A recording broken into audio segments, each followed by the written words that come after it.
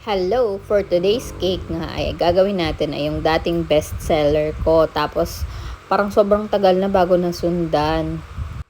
Dati talagang nakakailan akong gawa nito sa isang buwan. So, balik na nga tayo dito sa cake. Ayan. Ang celebrant nga pala natin ay mag-first birthday pa lamang. At siguro tatay niya yung umorder. Hindi ko na rin naman minarites yun.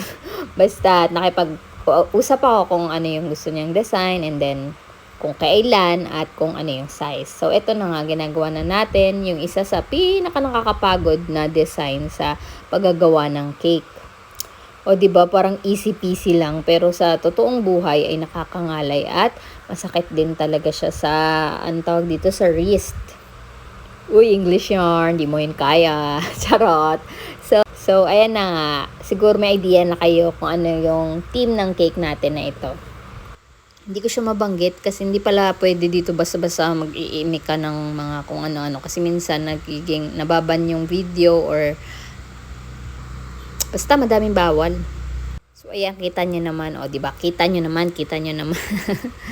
Anyway, salamat nga po pala sa umorder nito at sana po yung nagustuhan nyo. Ganun din ni baby. Sana nagustuhan mo ang iyong first birthday. Thank you very much po sa pagtitiwala at sana po ay umorder pa po kayo ulit at salamat din po sa mga nanood.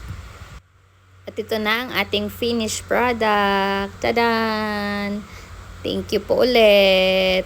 Thank you all. God bless.